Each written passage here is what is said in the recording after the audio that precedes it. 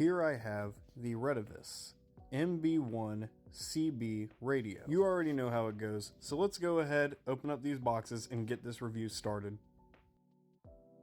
So as you may notice, there are actually two boxes sitting here today.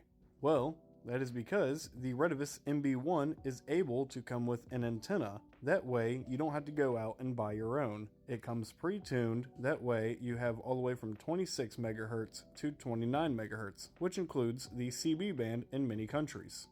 Opening up the antenna box, as we look inside of it, you'll notice that we have an SO239 mount with the coax cable coming pre-installed on it. This is great for people who don't already have CB systems hooked up in their car. And if you look further into the box, you'll see the actual antenna itself that connects to the SO239. You attach both of the rods together and it makes a perfect CB whip. And now for the part that everybody actually came to see, the Retevis MB1 radio. Yes, it sits in the CB band and is FCC certified as a CB radio, so let's get it opened up right now. Opening up, the first thing that we're going to see is a manual. Now, manuals are very important because they can tell you exactly how a radio is made just by how well it was written.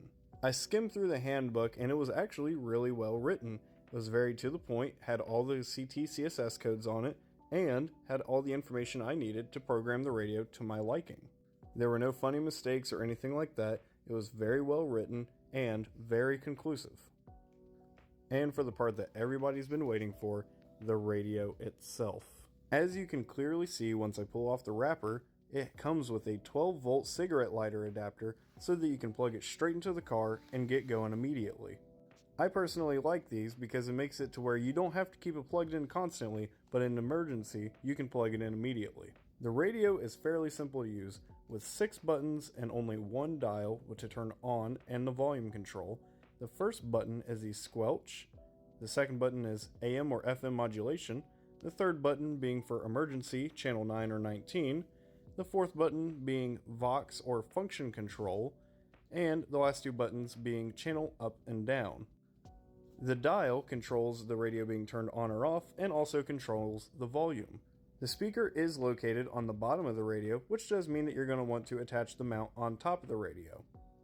Or at least you're going to want to make sure that you mount the radio in a way that the speaker is not covered.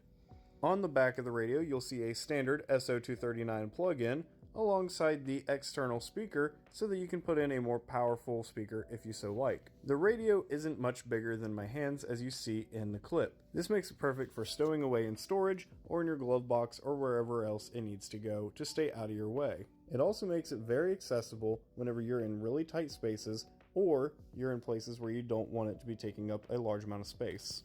The speaker itself is actually a very good weight and pleasantly surprised me.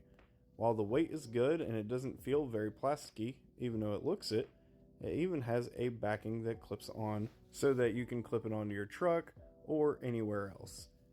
The PTT is not mushy or too clicky, and the speaker jack, it actually plugs in very nicely to the radio itself. It's a multi-pin to control not only the PTT, but also the channel select.